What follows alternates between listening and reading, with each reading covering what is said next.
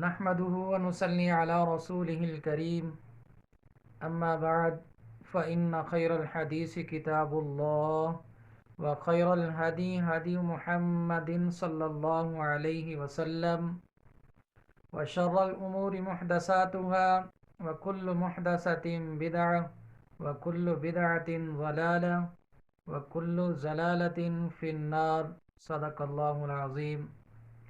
میرے واجب الاحترام دوستو، بھائیو، بزرگو، السلام علیکم ورحمۃ اللہ وبرکاتہ۔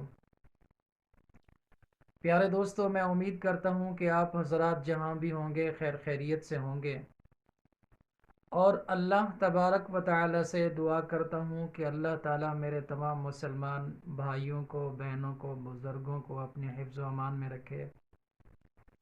پیارے دوستو، آج ایک نیا وظیفہ لے کر آپ حضرات کی خدمت میں حاضر ہوا ہوں۔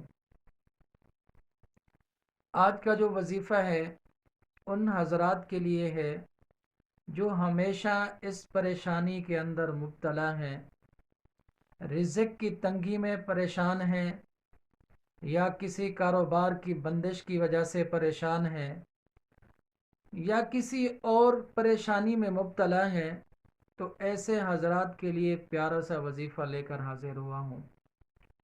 پیارے دوستو، آج کا جو وظیفہ ہے قرآن پاک کی ایک چھوٹی سی سورت ہے جس کو آپ نے ہر نماز کے بعد پڑھنا ہے۔ مختصر سا عمل ہے، اتنا زیادہ بڑا عمل نہیں ہے، زیادہ ٹائم لینے والا بھی نہیں ہے۔ پیارے دوستو، ابھی چلتے ہیں وظیفے کی طرف، اس عمل کی طرف۔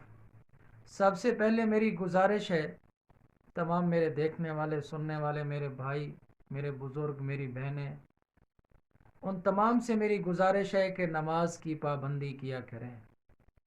میں اپنی ہر ویڈیو کے اندر تمام مسلمان بھائیوں سے یہی اپیل کرتا ہوں کہ خدا را نماز کی پابندی کیا کریں۔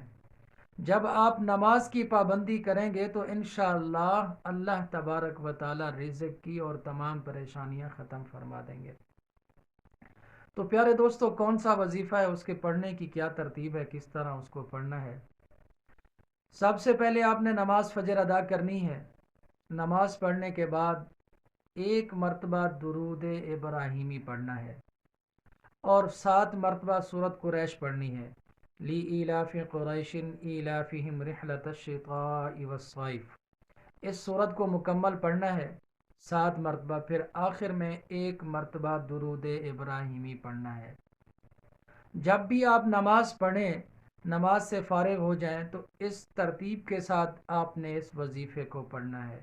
فجر کی نماز پڑھی ہے، نماز سے فارغ ہو کر آپ نے اس وظیفے کو پڑھنا ہے۔ پھر اللہ تبارک و تعالیٰ کے سامنے جو بھی آپ کی پریشانی ہے، رزق کی پریشانی ہے، کاروبار میں بندش کا مسئلہ ہے، رشتوں کی پریشانی ہے، کسی بھی قسم کی پریشانی ہے، دنیاوی کوئی بھی پریشانی ہے، تو آپ اس وظیفے کو پڑھ سکتے ہیں۔ پھر آپ نے اسی طرح ظہر کی نماز پڑھی تو ظہر کی نماز کے بعد بھی اس کو پڑھ سکتے ہیں۔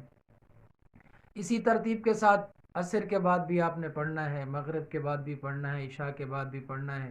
چند دنوں تک آپ اس وظیفے کو پڑھیں۔ جو بھی آپ کا مسئلہ ہے، بڑے سے بڑا مسئلہ ہے، تو اللہ کے سامنے دعا مانگیں، اللہ کے حضور انشاءاللہ اللہ تبارک و تعالیٰ آپ کی دعا کو ضرور قبول فرمائیں گے۔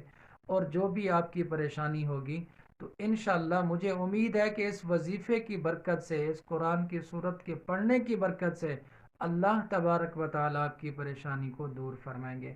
پیارے دوستو، اپنی دعاؤں میں یاد رکھنا۔ والسلام۔